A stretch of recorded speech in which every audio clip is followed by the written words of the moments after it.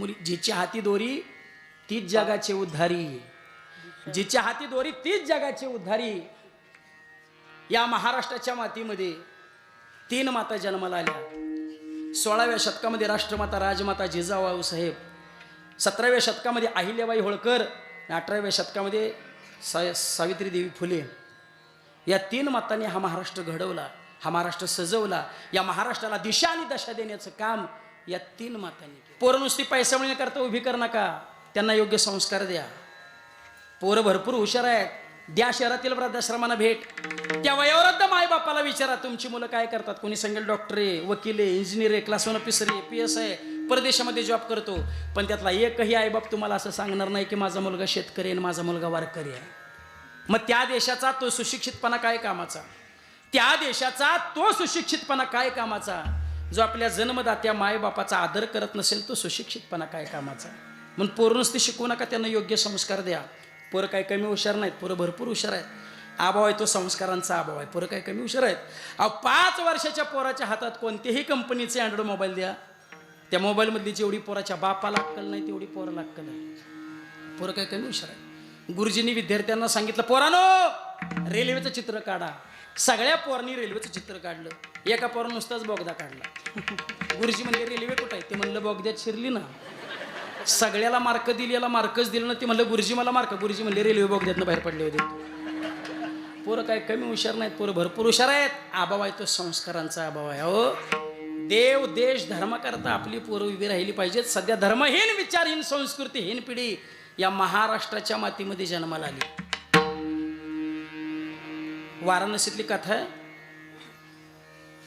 खंडेवाल नावाचा महात्मा, 80 कोटीची स्वतःची प्रॉपर्टी, आध्यात्मिक लेखक, भरपूर पैसा, भरपूर श्रीमंती, गव्हर्नमेंटनी पद्मश्री पुरस्काराने सन्मानित केलेला महात्मा. 80 कोटीची प्रॉपर्टी, पण दोन्ही पोरांनी बापाच्या नावाची सगळी प्रॉपर्टी आपल्या नावे करून दिली, बापाला घरातनं बाहेर काढलं. ते श्रीनाथ खंडेवाल 80 कोटीची प्रॉपर्टी असणारा महात्मा 1 वर्ष वृद्धाश्रमामध्ये राहिला. 1 वर्ष झाल्यानंतर त्याच वृद्धाश्रमामध्ये त्यांनी आपला देह ठेवला. वृद्धाश्रम चालकाने त्या परदेशामध्ये असणाऱ्या त्यांच्या मुलाला फोन केले, तुमचे वडील वारलेत, विधी करण्याकरता तुमच्यातलं कोणी शिल्लक नाही, तुम्ही या आणि तुमच्या वडिलांचा विधी करून जा. पोरांनी स्पष्ट शब्दात सांगितलं, कामाची व्यस्तता एवढी वाढली, येणं शक्य होणार नाही. तुम्हाला शक्य होत असेल तर आमच्या वडिलांच्या पार्थिवावर तुम्ही अंत्यसंस्कार करा, नाहीतर त्यांचं प्रेत कुठंही अरण्यामध्ये जंगलामध्ये फेकून द्या, पण पुन्हा आम्हाला फोन करू नका. 80,000 कोटीचा मालक, भारत देशातील 3 नंबरचा श्रीमंत, मुंबई सारख्या शहरामध्ये 36 मजली ज्याची इमारत आहे, रेमंड कंपनीचा संस्थापक अध्यक्ष विजयपत सिंघानिया सध्या भाड्याच्या खोलीत राहतोय. मुलाखत देताना सांगितलं, भरपूर पैसा कमवला, भरपूर संपत्ती कमवली, पण पोरावर संस्कार करायला वेळ मिळाला नाही. आज पोरांनी घरातनं बाहेर काढले. अशा वेळेला फक्त एवढेच शब्द आठवतात, नाही रे नाही कुणाचे कोणी, नाही रे नाही कुणाचे कोणी, नाही रे नाही कुणाचे कोणी, नाही रे नाही कुणाचे. बहीण कुणाची, भाव कुणाचा, कोण कुणाचे सगळे सोय रे. मागे सर्वच राहील तुटतील धागे डोळे, प्राणा मायेचा बाजार हो. नाही रे नाही कुणाचे कोणी, नाही रे नाही कुणाचे कोणी, नाही रे नाही कुणाचे कोणी, नाही रे नाही कुणाचे कोणी.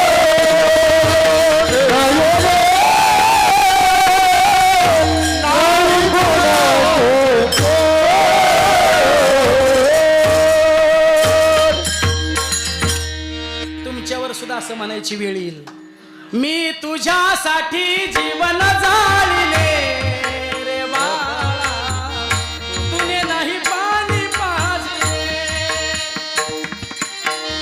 मेल्यावरती रडतो कशाला, उगीच ताण नको देऊ घशाला. मेल्यावरती रडतो कशाला, उगीच ताण नको देऊ घशाला. नको दिखावा दाबू जगाला, खरंचला नाही कधी रुपया बुधाला. मी तुला पाहून पान सोडले रे बाळा, तुने नाही पाणी पाजले. मी तुझ्यासाठी जीवन जाळले रे बाबा, तुने नाही पाणी पाजले. असं म्हणायची तुमच्यावर येऊ शकते. म्हणून पोरं नुसती सुशिक्षित करू नका, त्यांना योग्य संस्कार द्या.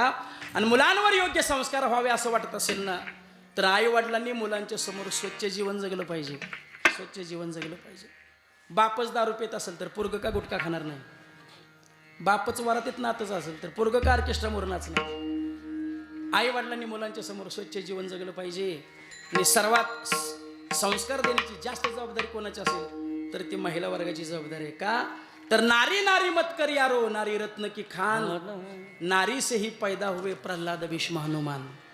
म्हणून मुली जन्माला आल्या पाहिजेत. मुली जिच्या हाती दोरी तीच जगाचे उद्धारी, जिच्या हाती दोरी तीच जगाचे उद्धारी.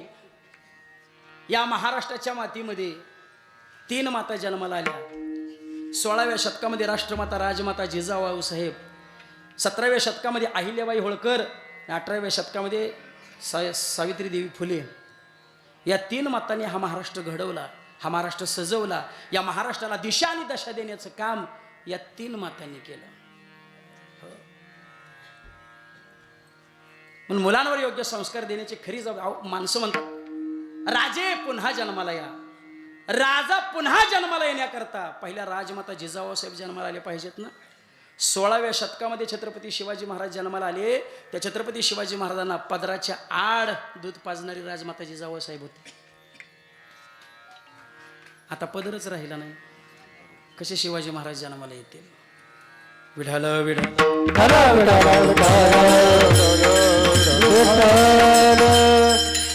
धन आपल्या भाग्याचं लक्षण नाही. महाराज म्हणले देवा तुझं धन घेऊन काय करू. देवा मला तुझं धन नको. महाराजांनी पाठ फिरवली, महाराजांचं भजन सुरू झालं. पण पुन्हा भगवान परमात्म्यानं तुकोबरांच्याकडे पाहतो, तुकोबा काहीतरी मागा, तुकोबा काहीतरी मागा.